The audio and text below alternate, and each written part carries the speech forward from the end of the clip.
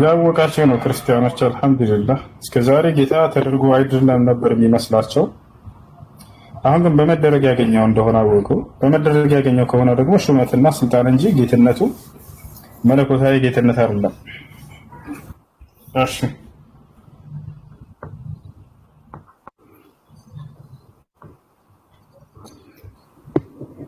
እሺ ደሱ ሮሚዮ ስንት ነው ሮሜ ስንት ያወጣለህ ደሱ ሮሜ 9:3 ላይ አንብበለው እኔ መጽሐፉ ስላዳስኩ ሮሜ 9 ስንት ነው ያልከው 9:3 ላይ ሮሜ 9:3 ላይ ያወጣለት ነው ታውጣ በለው በስጋ ዘመዶቼ ስለሆኑ ስለ ወንድሞቼ ከክርስቶስ ተለይቼ እኔ ራሴ የተረገምኩ እንደሆነ እጸልይ ነበር አለ አሳየኝ መጽሐፉን እሺ ነው በትልቁ አድርጉ ማሂር አይታየኝም ማሂር አንዴ በትልቁ ያደርገኛል እሺ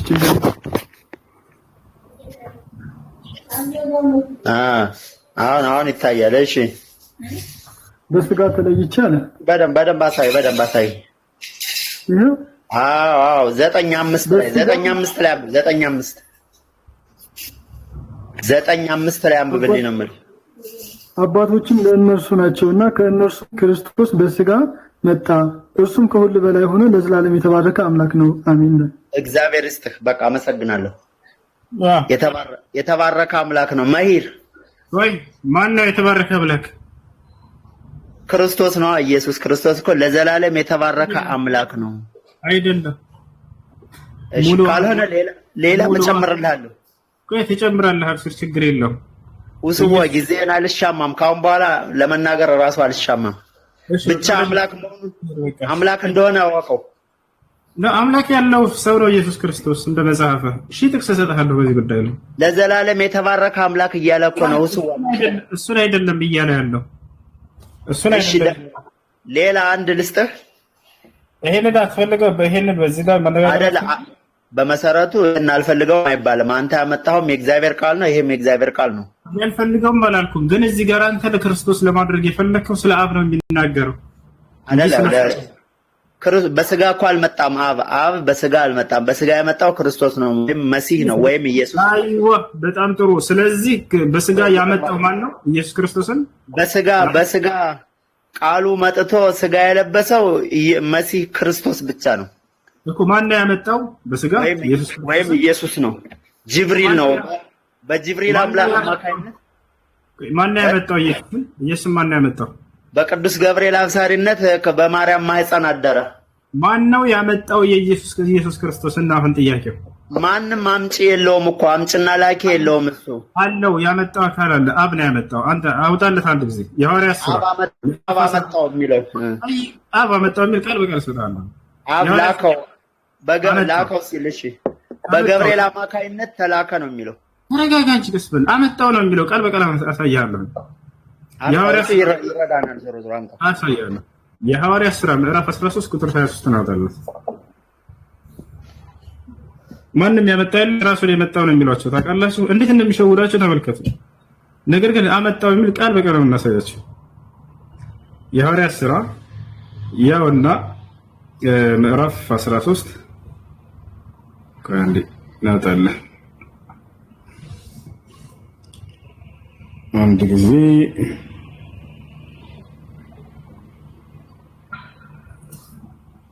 አመጣልኝ ከአንድ ጊዜ ያው ያስራ የቀደሙ ላይ አልኩህ እሱ ከአንድ ጊዜ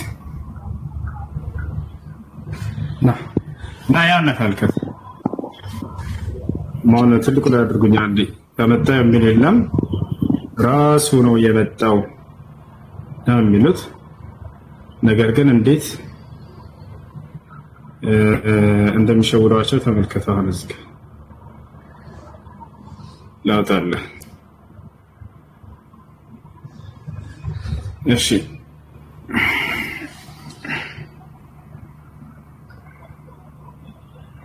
ያ ይታያል አንብበው የተነሳ አንብበው ድምፅህን ከፍ አድርገህ እንስማው ማን ነው አንብበው ድምፅህን ከፍ አድርገህ እንስማው ማንም አላመጣውም ራሱን የመጣው ብለህ ነበር። አንተ ከዚህም ሰው ዘር እግዚአብሔር እንደተስፋው ቃል ለእስራኤል መድኃኒትን እርሱም ኢየሱስን አመጣ። አይዋ ያሰላም ኢየሱስን ያመጣ አካል አይደለ? ማን ያመጣው? ኢየሱስን አመጣ ይላል። አይዋ ኢየሱስ ማንም አላመጣውም ራሱን የመጣው ብለህ ነበር። አመጣ የሚል የለም። ልጁን ላከ ይላል እኮ የአብ ልጅ መሆኑን አምነሃል ማለት ነው። በጣም ጥሩ። እሺ ቆይ ተረጋጊ። ስለዚህ ኢየሱስ ክርስቶስ በራሱ አልመጣም፣ ያመጣው አካል አለ። ማን ያመጣው? ኢየሱስን ገብርኤል ሲያበስራት እስቲ ማርያምን አበሰረ የሚለው ነው ያመጣው። ኢየሱስን እንዴት እንደመጣ መጀመሪያ መነሻ አመጣ ማለት ነው። ያመጣው በዚህ ጥቅስ መሰረት ማንም አመጣ እኮ አይልም ወይ? ገብርኤል አመጣ፣ ያው እግዚአብሔር አመጣው ነው የሚለው። ከዚህም ሰው ዘር እግዚአብሔር እንደተስፋው ቃል ለእስራኤል መድኃኒት እርሱም ኢየሱስን አመጣ ይላል። ኢየሱስ እኮ እግዚአብሔር ነው ራሱ። ኢየሱስ ቆይ አንዴ ተረጋጋ። ቆይ ወዴት ማትወስድም። ቆይ አንዴ እዚህ ጋር የመጣ አካል አለ፣ ያመጣ አካል አለ። ገብቶሃል አይደል? ስለዚህ ማን ነው የመጣው? የመጣው ማን ነው? ኢየሱስ። ማን ነው ያመጣው? እግዚአብሔር ያሰና እናመሰግናለን። ስለዚህ ኢየሱስ ክርስቶስ በራሱ አይደለም ያመጣ አካል አለ፣ አምላኩ ነው ያመጣው። ኢየሱስ ራሱ እግዚአብሔር ነው ያልከው እኮ ነው። ኢየሱስ ክርስቶስ እኔ እግዚአብሔር ነኝ ያለበት አንድ ጥቅስ አለ መጽሐፍ ቅዱስ ላይ ላሳይህ። ነገር ኢየሱስ ክርስቶስ ልብ በል እኔ እግዚአብሔር ነኝ የተናገረበት ጥቅስ አለ። ላወጣልህ እኮ ነው። አጣለ ችግር የለም። ዮሐንስ 1:1 ኢየሱስ ክርስቶስ ልብ በል ኢየሱስ ማለት ቃሉ ነው አይደል? ቃሉ ነው። አሁን እየተግባባን ነው አይደል? ኢየሱስ ማለት የእግዚአብሔር ቃል ነው። ኢየሱስ ክርስቶስ እኔ እግዚአብሔር ነኝ ብሎ ተናግሯል።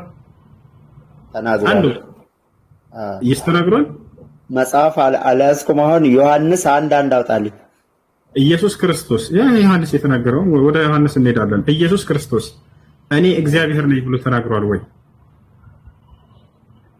ዮሐንስ 1:1 አውጣ እያልኩ እኮ ነው። ለምን ከረፈት በመጀመሪያ ቃል ነበር፣ ቃልም ከእግዚአብሔር ዘንድ ነበር፣ ቃልም እግዚአብሔር ነበር አለ ዮሐንስ። ይሄም ዮሐንስ ምስክር ይላል መጨረሻ ላይ። ቆይ ተረጋጋ። ይሄም ዮሐንስ ምስክር ነው። አሁን እኔ ስለ ዮሐንስ ሳይሆን ጥያቄ ኢየሱስ ራሱ እኔ እግዚአብሔር ነኝ ብሎ ተናግሯል ወይ? ቃልም እግዚአብሔር ነበረ እያለ እኮ ነው። ቃል ማለት ኢየሱስ ማለት እኮ ቃል ነው። ወደ ዮሐንስ ንግግር እንሄዳለን እኮ። መጀመሪያ ኢየሱስ ክርስቶስን እንጨርስና ኢየሱስ እኔ እግዚአብሔር ነኝ ብሎ ተናግሯል? መጽሐፍ አልያዝኩም። በኋላ ልመለስ። በቃ መመለስ ትችላለህ። አብሽር። አውጥቼ ሰጥሃለሁ። አንዲት ቦታ ላይ ኢየሱስ ክርስቶስ እኔ እግዚአብሔር ነኝ አላለም። በአላህ ስብራለን አንድ ቦታ ላይ እኔ እግዚአብሔር ነኝ አላለም ኢየሱስ። መጽሐፍ አልያዝኩም። አሁን ቃልም እግዚአብሔር ነበረ የሚለው ኢየሱስን አንተ ቃል ነው ወይስ ሰው ነው ምንድን ነው ብለህ ነው የተነሳኸው? ከመጀመሪያ እንዴት ከሰማይ እግዚአብሔር አመጣው ሲል እግዚአብሔር ምኑ መጽሐፍ ይዘህ ስትመጣ ታወራለህ። በጨበጣ አይደለም። እኔ ፊት የሚወራው በማስረጃ ነው። እሺ እኔም ለምናገረው ንግግር ሁሉ ልክ እንደዚህ እያወጣሁኝ እንደማሳየህ ቃል በቃል አመጣው የሚል ቃል በቃል ላሳየህ፣ እሺ አሳየኝ። ጌታ ተደርጎ ነው የሚል ቃል በቃል ላሳየህ፣ እሺ አሳየኝ። የምለውን ሁሉ እንዳለ መጽሐፋቸው ላይ አሳያቸዋለሁ። ቃል በቃል የምናገረው ተሻለ እናንተ ልክ እንደው የምትናገሩት ቢያንስ መጽሐፉ ላይ ይገኝ የለም። መጽሐፉ ላይ የሚነግራችሁ ሁሉ የለም። የሌለ ነገር ነው። ኢየሱስ ክርስቶስ አንድ ቦታ ላይ እኔ እግዚአብሔር ነኝ አላለም። በፍጹም ይሄን አላስተማረም። እሱ በክርስቶስ ትምህርት የማይኖር ሰው ደግሞ አምላክ እንደሌለው ጣዖት አምላክ እንደሆነ ተገልጿል። ክርስቶስ አስተምሮ ነው እግዚአብሔር ነኝ ብሎ አንድ ቦታ ላይ አላስተማረም። እንደውም ያስተማረው ምንድነው ከተባለ እኔ ከእግዚአብሔር እየሰማሁኝ የምናገር ሰው ነኝ ነው ያለው። በቃ ወሰሻል። ዮሐንስ ወንጌል ምዕራፍ 8 ቁጥር 40 ላይ ኢየሱስ ክርስቶስ ምን አለ? وتريدون أن تقتلونني وأنا إنسان قد كلمكم بالحق الذي سمعه من الله. يا سلام ተመልከት ኢየሱስ ምን እንዳለ እኔ ከአምላኬ ከእግዚአብሔር የሰማሁትን እውነት የምነግራችሁ ሰው ነኝ።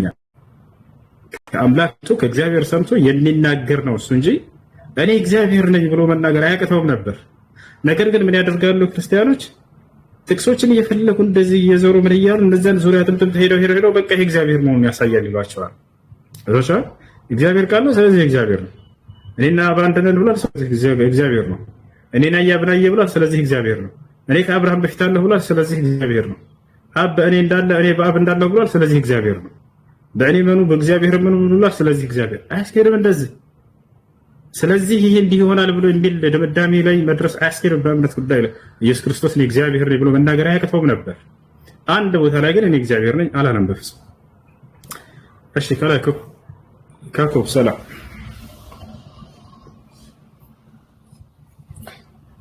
ካኮብ ሰላም ነው አላህ ሰላም እንዴት ናችሁ? አላህ ደህና ነሽ? ደህና ነኝ።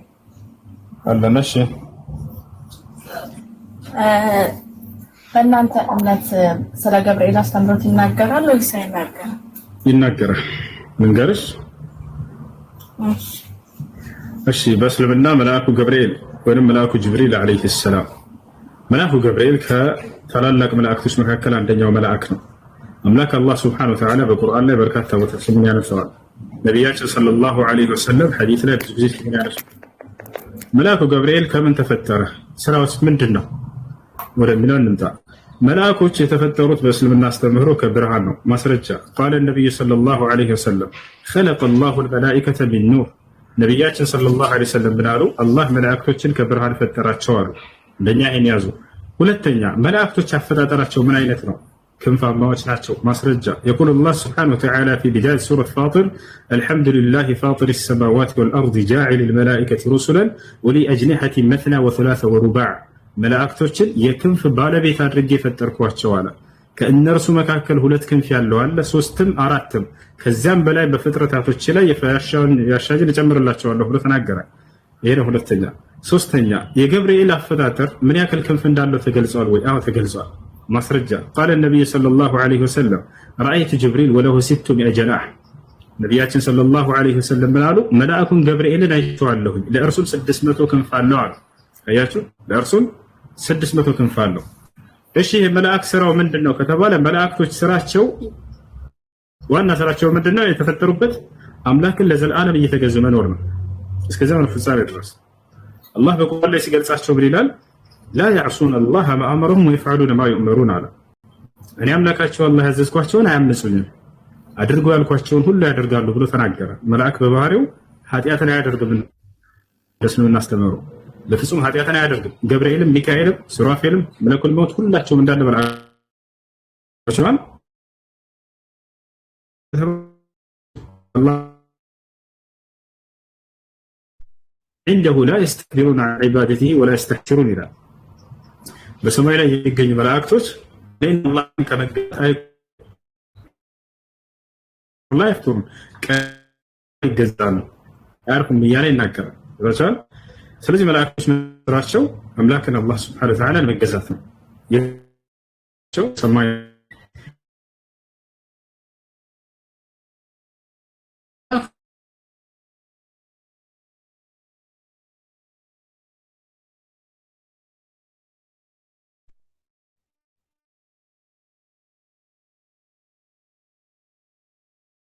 صلى الله عليه قال يا محمد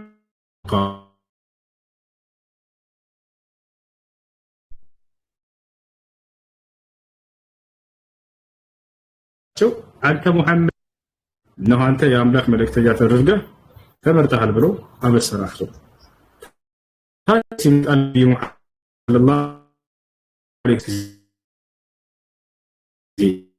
ራሳቸው ብቻ ናቸው ምስክር ወይንስ የሚያዩ አካል ነበር? ሌላ አካል ምስክሮች አሉ ነፋሉ። ከ100,000 በላይ የነብዩ ሙሐመድ ሰለላሁ ዐለይሂ ወሰለም ሰሃቦች መልአኩ ገብርኤል መጥቶ ሲያስተምር ያዩት ነበር።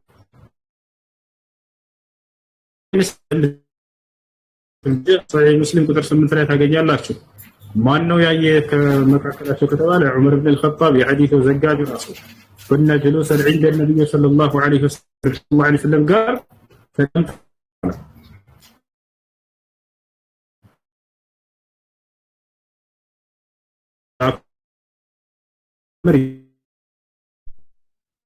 ዐለይሂ ወሰለም ሰሃቦች ያዩት ነበር። ይሄ ነውና ምን አልሽኝ? ተገልጦላቸዋል ይመለከቱታል።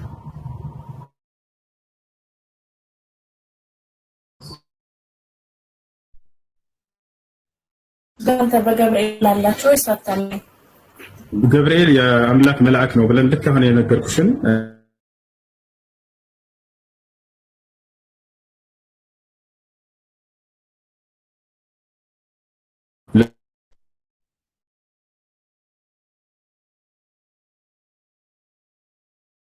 መላእክት ረቡን እንዲሁም ደግሞ ክርስቶስ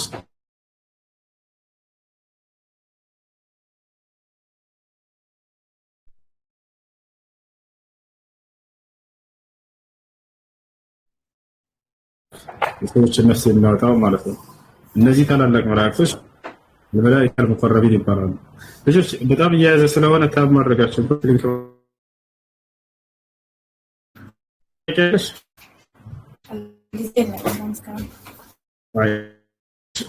ከላይ ሰላም ሰላም ማራናት ነሽ አቤት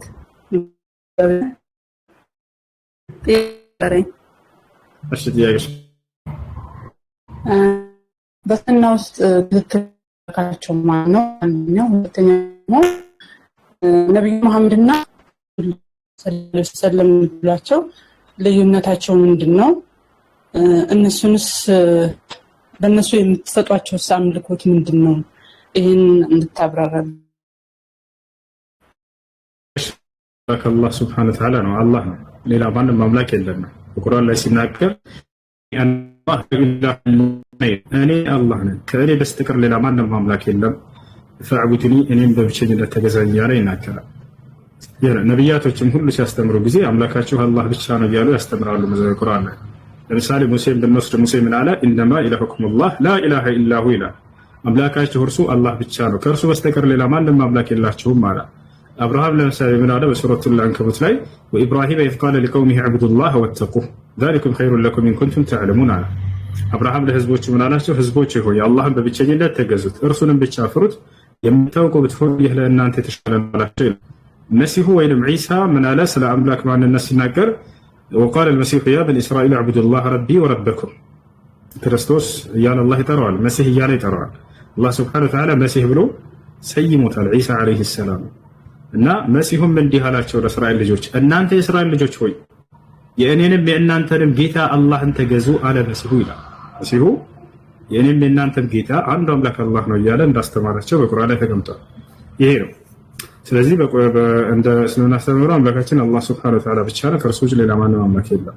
ነብዩ መሐመድ ወይንም ረሱል ሰለላሁ ዐለይሂ ወሰለም ነብዩ መሐመድ ሰለላሁ ዐለይሂ ወሰለም ናቸው ታውቃላችሁ። ረሱል ሰለላሁ ዐለይሂ ወሰለም የእርሳቸው ማዕረጎች ናቸው። ረሱል መልእክተኛ ማለት ነው። ሰለላሁ ዐለይሂ ወሰለም ማለት ትርጉሙ የአላህ ውዳሴና ሰላም በእርሳቸው ላይ ይስፈር ማለት ነው። ራሳቸው ናቸው። እንደተቀላይ ለእርሳቸው የምትሰሩት አምልኮ ምንድነው? ለእርሳቸው አምልኮ አንሰራ እርሳቸውን አንገዛቸው አንለምናቸው። ነብዩ ሰለላሁ ዐለይሂ ወሰለም ራሳቸው ሲያስተምሩ ኢዛ ሰአልተ ፈስአሊላህ መለመን መጠየቅ ስትፈልግ አንዱን አምላክ አላህን ብቻ ጠይቁ እርሱን ብቻ ለምኑ ብለው አስተምረውናል።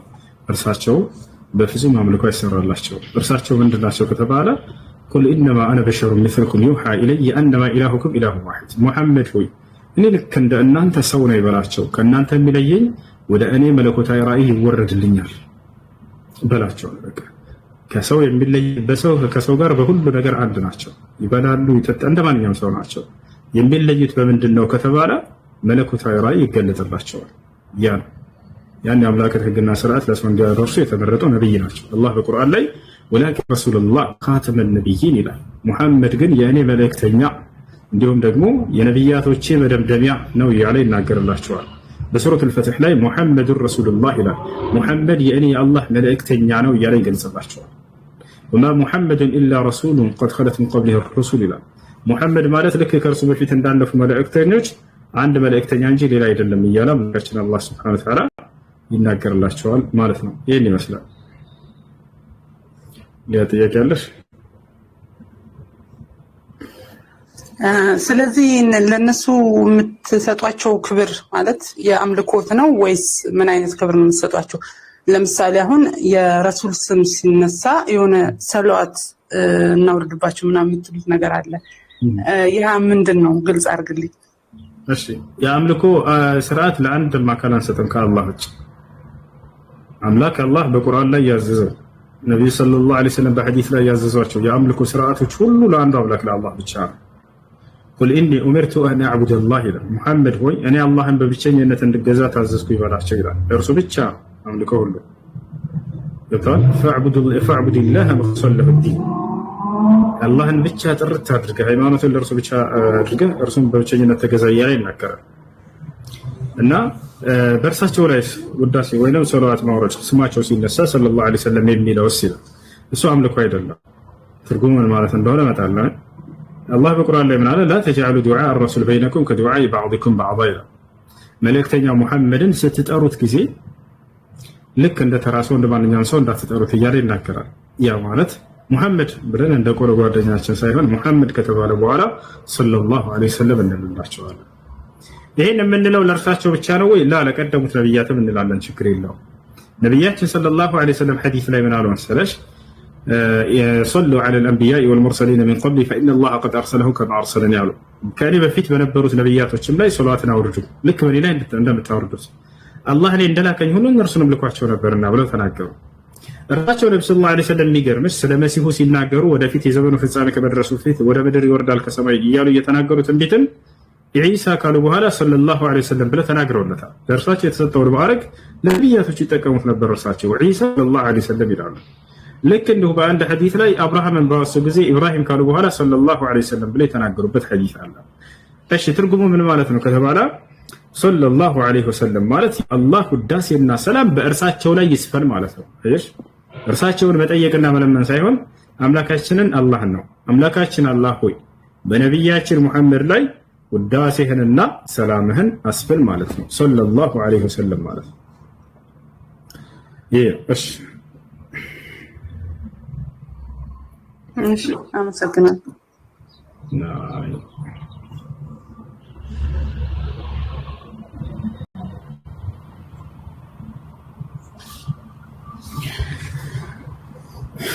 يا سلام يا سلام يا سلام.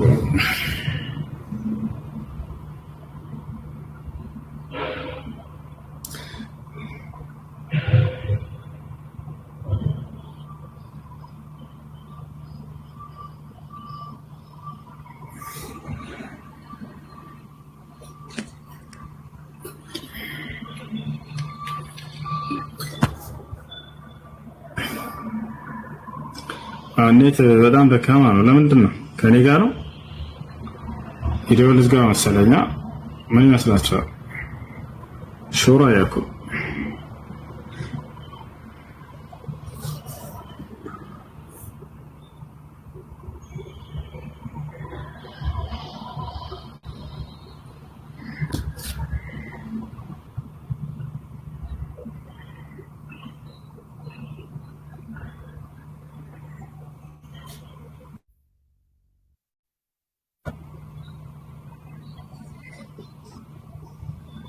በጣም እየያዘ ነው።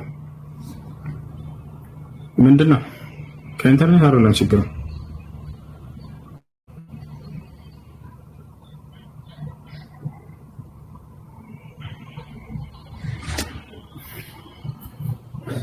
ለምን ኮፒ ሊንክ አታደርጉ?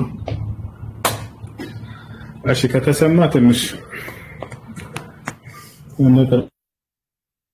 ታበት የተወሰነች ደቂቃ አለች። የሚቆራረጥ ከሆነ ተነግሩኛል። ድምጼ ይቆራረጣል እና ቪዲዮ ብቻ ነው የሚቆራረጠው።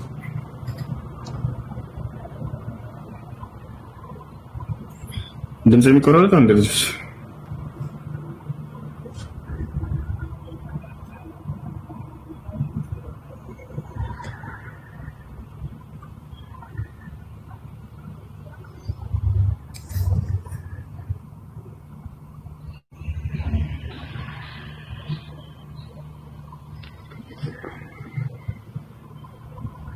እንዲህ በጣም ከያዘ የሚዘጋ ይመስለኛል። በቃ በጣም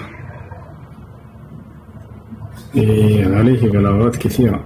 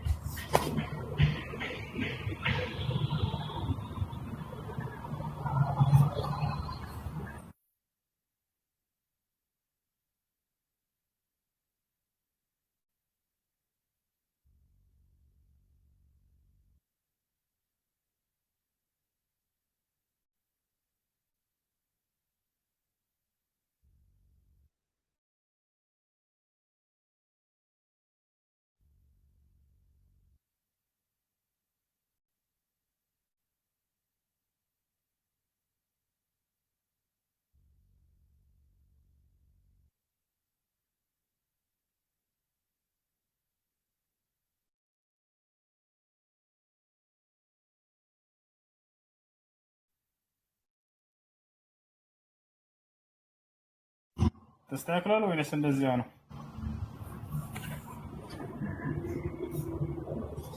ተስተካክሏል ልጆች?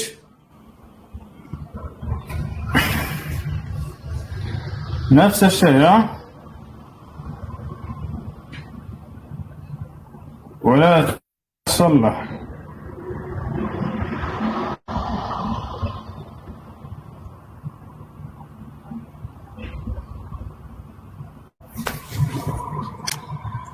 ሰፈራችን ታያቸው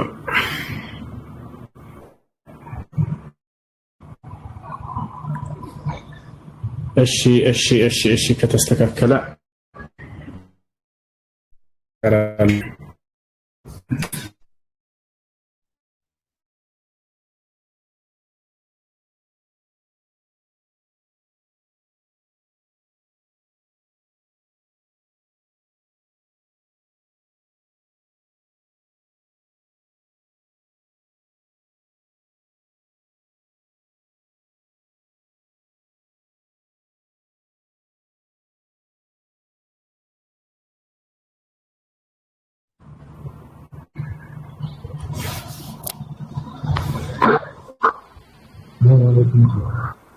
عليكم السلام ورحمة الله.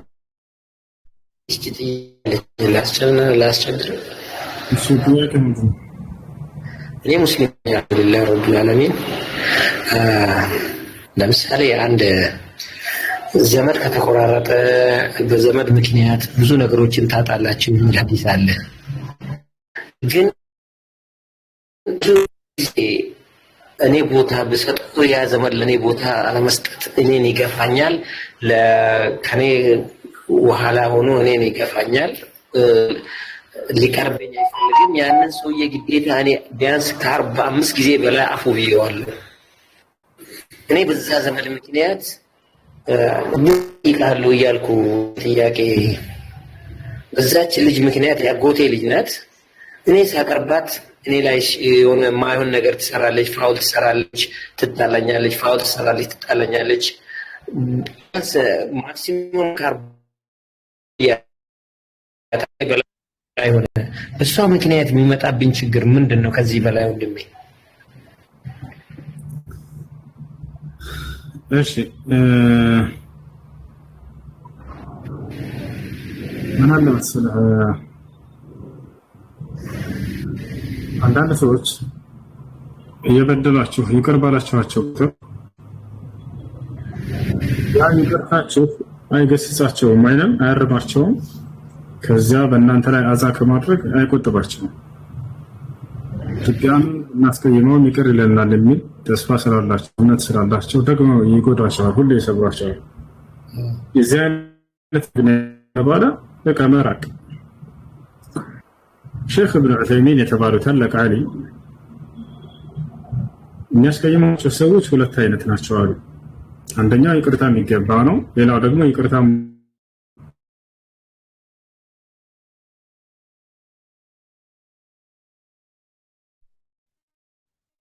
ይወዳል። ይቅርታ የሚለው ምን አይነት ሰው ነው ከተባለ እናንተን በበደል አያስብም ሰውየው። በአጋጣሚ ግን የሆነ ስህተት ሰራባችሁ፣ በዚያ ነገር በጣም ተጸጸተ። በቃ ተጸጽቻለሁ በዛ ስራ ያለ ይሄ ሰው ይቅር በሉት። ነገር ግን አንዳንድ ሰው ይበድላችኋል።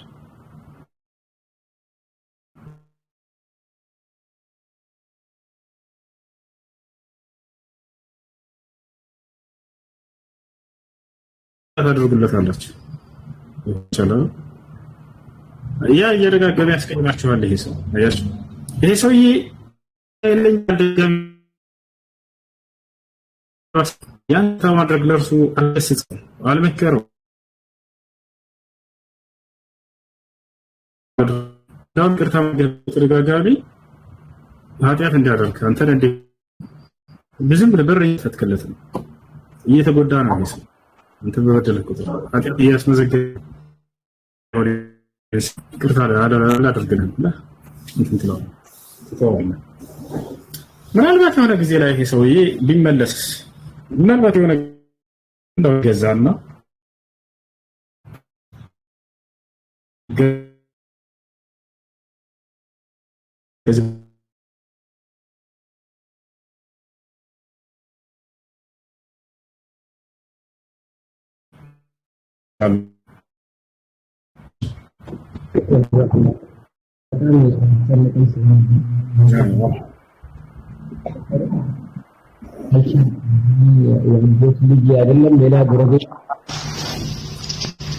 بسم الله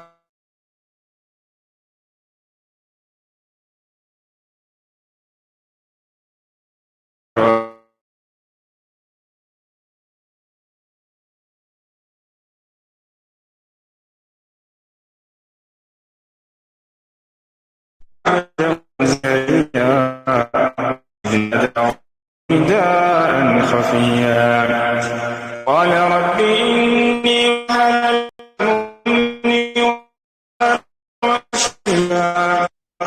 واشتعل الرأس شيبا ولم أكن بدعائك رب شقيا وإني خفت الموالي من ورائي وكانت امرأتي عاقرا فهب لي من لدنك وليا يرثني ويرث من آل يعقوب واجعله رب رضيا يا زكريا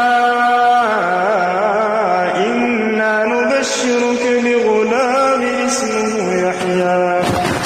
اسمه يحيى لم نجعل له من قبل سميا قال رب أنى يكون لي غلام وكانت امرأتي عاقرا وقد بلغت من الكبر عتيا قال كذلك قال ربك هو علي هين وقد خلقتك من قبل ولم تك شيئا قال رب اجعل لي آية قال آيتك ألا تكلم الناس 3 ليال سويا فخرج على قومه من المحراب فأوحى إليهم أن سبحوا بكرة وعشيا يا يحيى خذ الكتاب بقوة وآتيناه الحكم صبيا من لدنا وزكاة وكان تقيا وبرا بوالديه ولم يكن جبارا عصيا وسلام عليه يوم ولد ويوم يموت حيا واذكر في الكتاب مريم إذ انتبذت من أهلها مكانا شرقيا فاتخذت من دونهم حجابا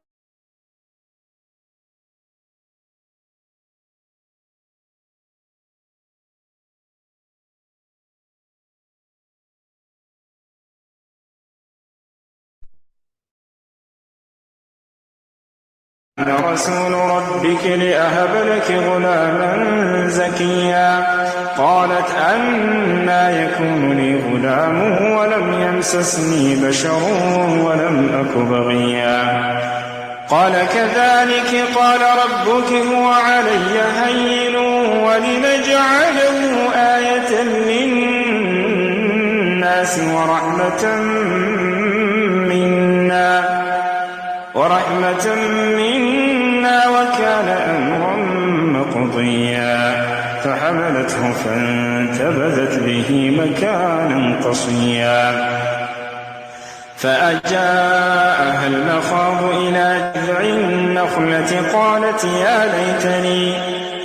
يا ليتني مت قبل هذا وكنت نسيا منسيا فناداها من تحتها ألا تحزني قد جعل ربك تحتك سريا وهزي إليك بجذع النخلة تساقط عليك رطبا جنيا فكلي واشربي وقري عينا فإما ترين من البشر أحدا فقولي إني نذرت للرحمن صوما فلن أكلم اليوم إنسيا فأتت به قومها تحمله قالوا يا مريم لقد جئت شيئا فريا يا أخت هارون ما كان أبوك امرأ سوء وما كانت أمك بغيا فأشارت إليه قالوا كيف نكلم من كان في المهد صبيا قال إني عبد الله آتاني الكتاب وجعلني نبيا وجعلني مباركا أينما كنت وأوصاني بالصلاة والزكاة ما دمت حيا وبرا بوالدتي ولم يجعلني جبارا شقيا والسلام علي يوم ولدت ويوم أموت ويوم أبعث حيا ذلك عيسى ابن مريم قول الحق الذي ما كان لله أن يتخذ من ولد سبحانه إذا قضى أمرا فإنما يقول له كن فيكون وإن الله ربي وربكم فاعبدون هذا صراط مستقيم فاختلف الأحزاب من بينهم فويل للذين كفروا من مشهد يوم عظيم أسمع بهم وأبصر يوم يأتوننا لكن الظالمون اليوم في ضلال مبين وأنذرهم يوم الحسرة إذ قضي الأمر وهم في غفلة وهم لا يؤمنون إنا نحن نرث الأرض ومن عليها وإلينا يرجعون اذكر في الكتاب إبراهيم إنه كان صديقا نبيا إذ قال لأبيه يا أبت لم تعبد ما لا يسمع ولا يبصر ولا يغني عنك شيئا يا أبت إني قد جاءني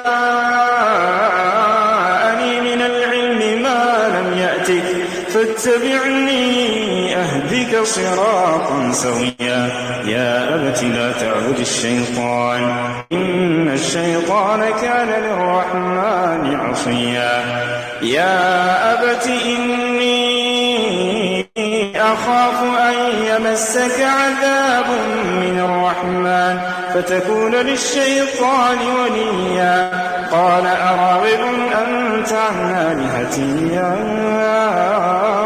إبراهيم لئن لم تنته لأرجمنك واهجرني مليا قال سلام عليك سأستغفر لك ربي إنه كان بي حفيا وأعتزلكم وما تدعون من دون الله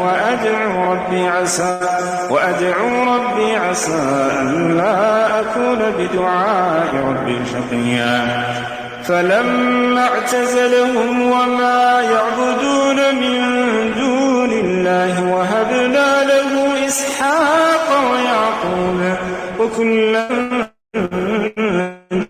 نبيا ووهبنا له من رحمتنا وجعلنا لهم لسان عليا واذكر في الكتاب موسى إنه كان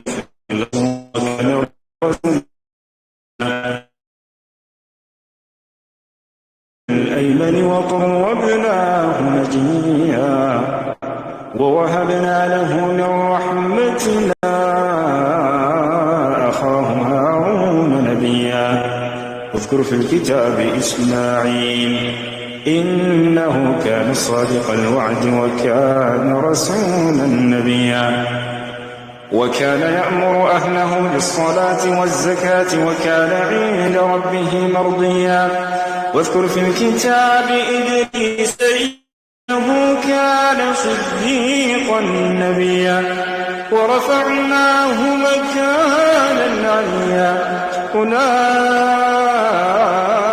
الذين أنعم الله عليهم من النبيين من ذرية آدم وممن حملنا مع نوح ومن ذرية إبراهيم وإسرائيل وممن وممن هدينا واجتبينا إذا تتلى عليهم آيات الرحمن خروا سجدا وبكيا من بعدهم خلف ضاعوا الصلاة واتبعوا الشهوات فسوف يلقون غيا إلا من تاب وآمن وعمل صالحا فأولئك يدخلون الجنة ولا يظلمون شيئا جنات عدن التي وعد الرحمن عباده بالغيب إنه كان وعده مأتيا لا يسمعون فيها لغوا إلا سلاما ولهم رزقهم فيها بكرة وعشيا تلك الجنة التي نورث من عبادنا من كان تقيا وما نتنزل إلا بأمر ربك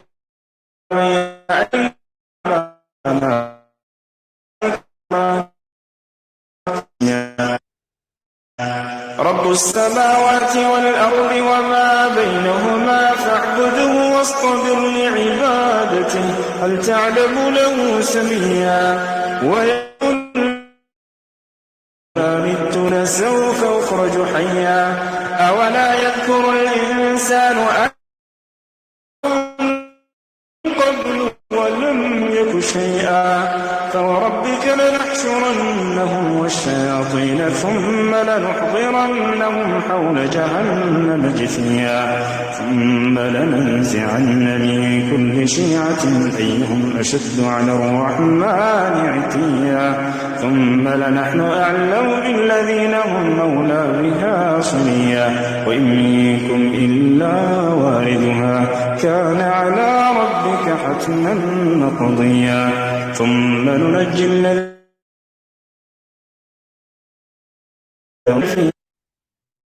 فيها جثيا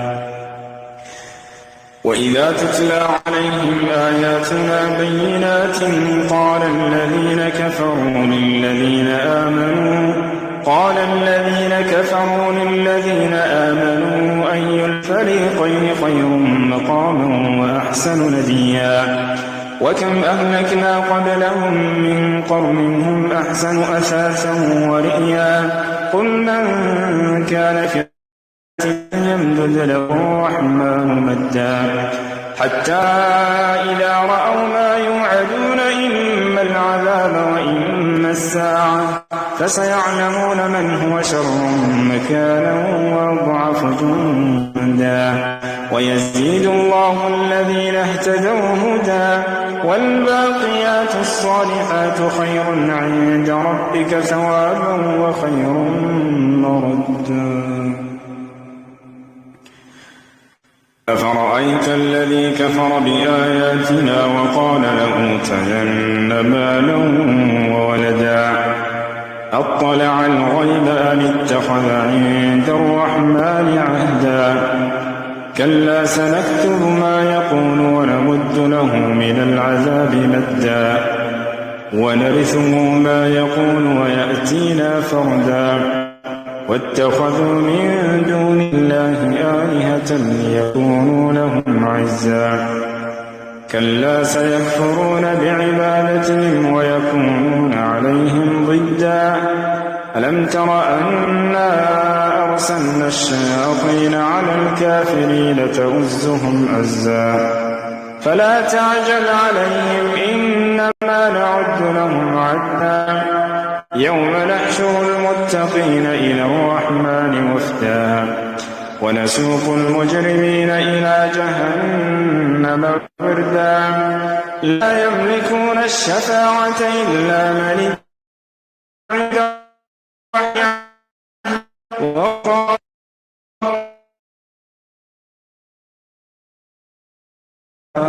لقد جئتم شيئا إدا تكاد السماوات يتفطرن منه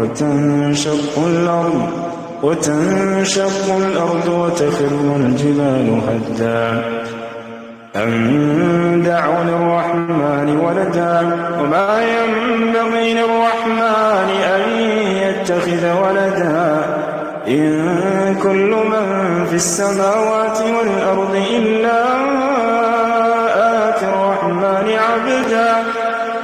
لقد أحصاهم وعدهم عدا وكلهم آتيه يوم القيامة فردا إن الذين آمنوا وعملوا الصالحات سيجعل لهم الرحمن ودا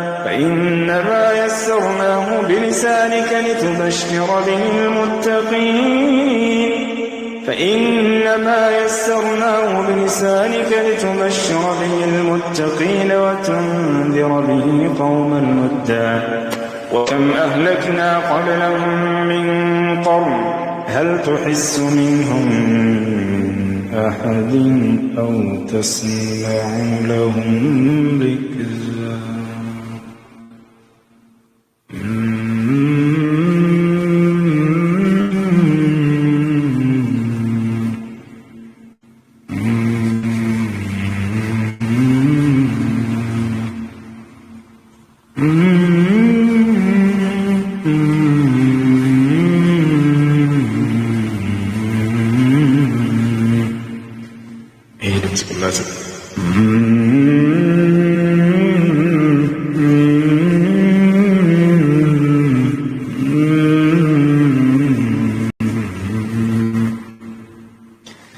الحمد لله رب العالمين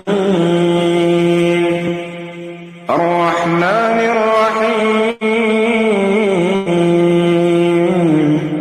مالك يوم الدين إياك نعبد وإياك نستعين اهدنا الصراط المستقيم صراط الذين أنعمت عليهم غير المغضوب عليهم ولا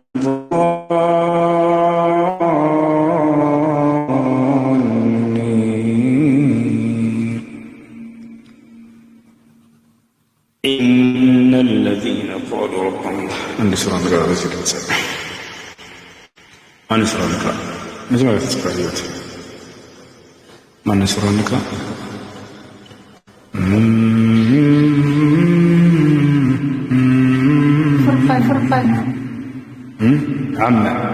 عم تبرر السنبر عما يتساءلون عن النبأ العظيم الذي هم فيه مختلفون كلا سيعلمون ثم كلا سيعلمون ألم نجعل الأرض مهادا والجبال أوتادا وخلقناكم أزواجا وجعلنا نومكم سباتا وجعلنا الليل لباسا وجعلنا النهار معاشا وبنينا فوقكم سبعا شدادا وجعلنا سراجا وهاجا وأنزلنا من المعصرات ماء ثجاجا لنخرج به حبا ونباتا وجنات ألفافا إن يوم الفصل كان ميقاتا يوم ينفخ في الصور فتأتون أفواجا وفتحت السماء فكانت أبوابا وسيرت الجبال فكانت سرابا إن جهنم كانت مرصادا للطاغين لابثين فيها أحقابا لا يذوقون فيها بردا ولا شرابا إلا حميما وغساقا جزاء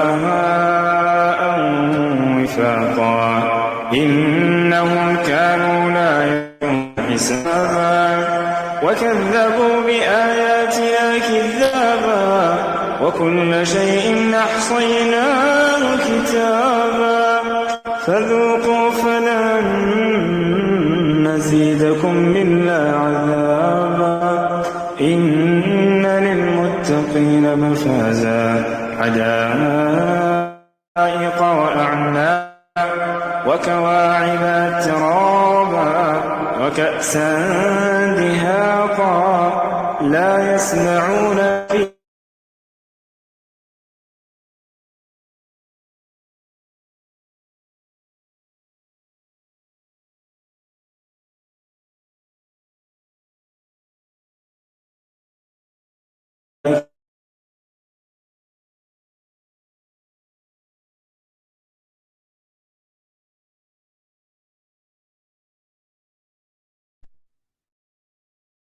الرحمن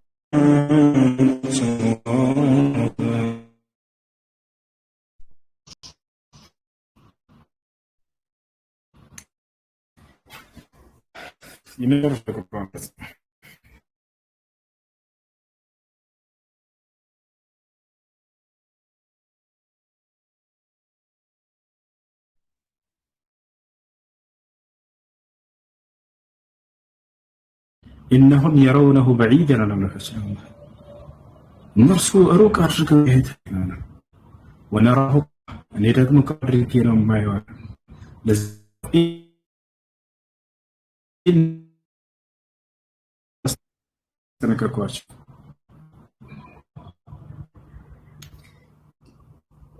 يوم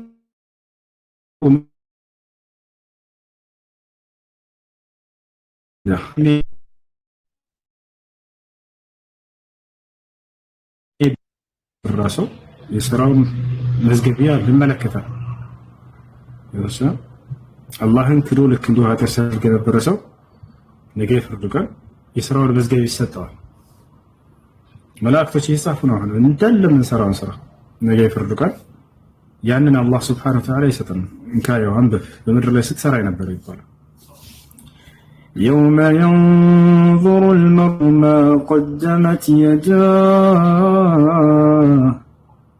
كزاس كاديانوس من እንደሚሉ ገለጸ መጨረሻ ላይ ويقول الكافر يا ليتني كنت ترابا ካዲ የነበረ ሰው የዚያኔ ምን ነው አፈር ሁኜ በነበር ብሎ ይመኛልን ማለት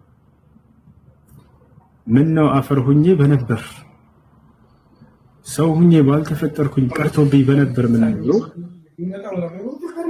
የሚልበት ቀን አለ ይላል እሺ ፎኒታ ويقول الكافر يا ليتني كنت ترابا ويقول الكافر يا ليتني كنت ترابا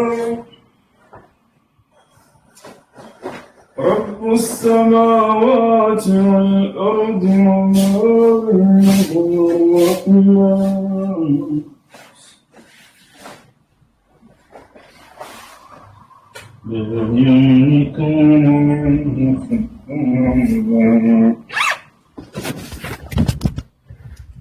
يوم يقوم الروح والملائكة صفا لا يتكلمون إلا الذين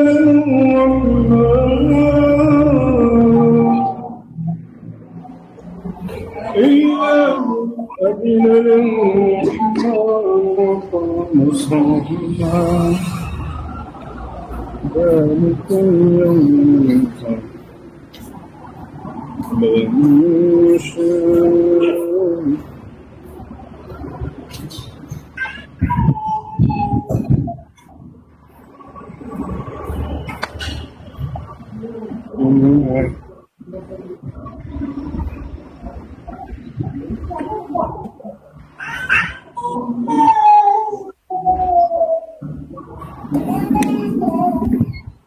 السلام ورحمة الله.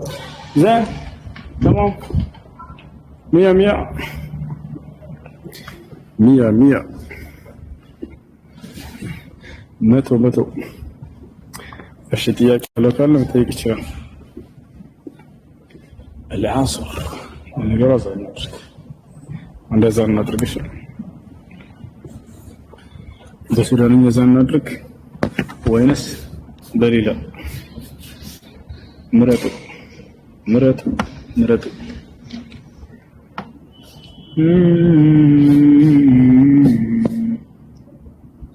በሱዳን በሱዳን በሱዳን በቃ በሱዳን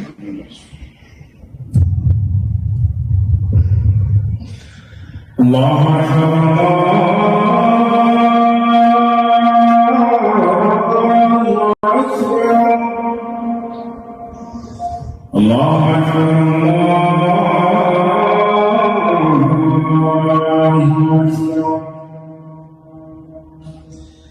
أشهد أن لا إله إلا الله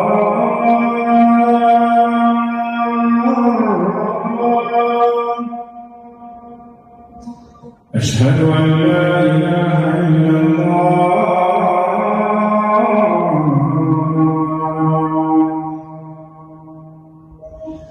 أشهد أن محمدا رسول الله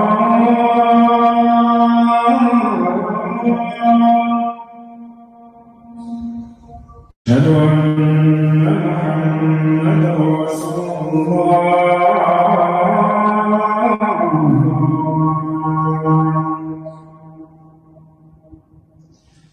هيا على الصلاة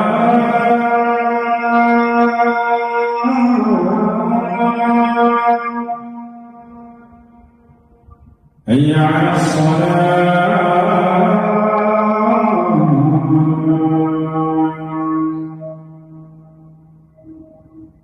هيا على الفلاح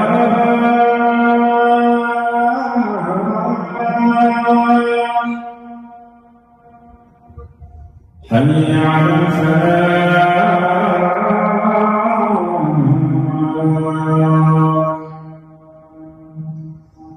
الله أكبر الله أكبر لا إله إلا الله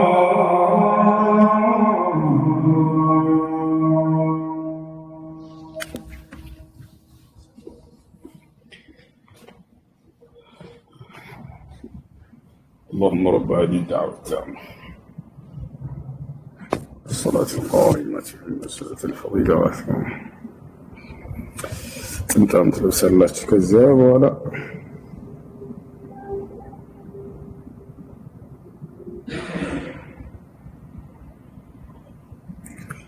እሺ አንዲት እንጣን ለስ ይሄ እንደዚህ ታደርጉና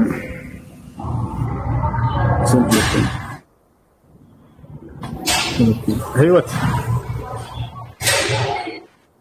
ህይወት ይሰማሻል? አቤት ሰላም ነው? እንዴት ነሽ? አዎ ሰላም ነው አለን አልሐምዱሊላህ ዛሬ መስጊድ አለን እሺ ሻዳ ፈልገሽ ነው? ሻዳ ያስፈልገሽ ነው?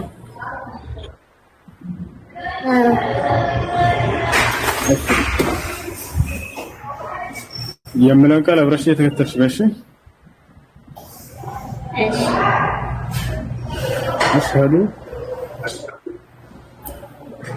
أشهد أن لا إله إلا الله وأشهد أن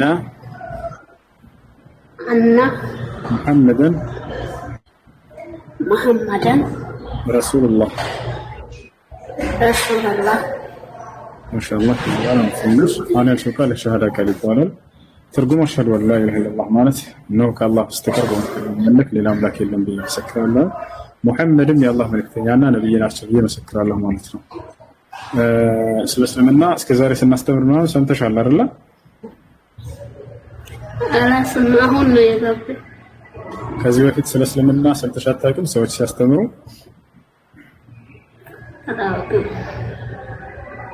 ኦኬ።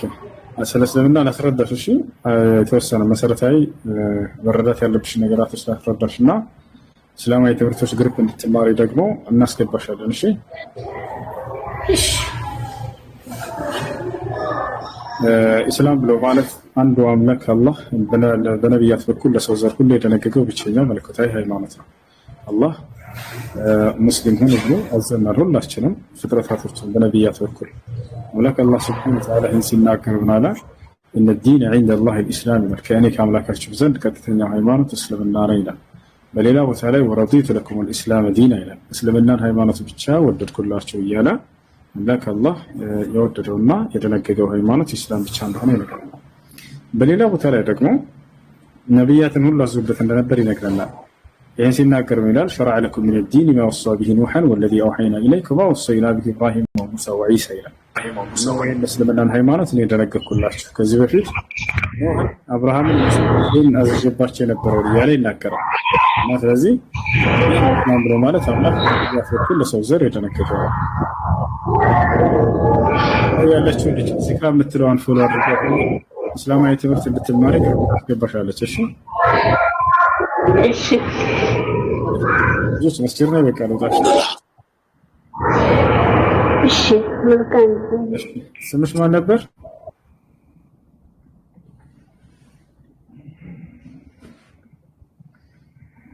ስምሽ ማን ነው? ሚውት አድርገሽ በቃ ለውጣ ልጅሽ ማታ ኢንሻአላህ መለሳለሁ። ህይወት ፎሎ አድርጌሻለሁ፣ በውስጥ ብልሻለሁ። ነው ቤት ቴሌግራም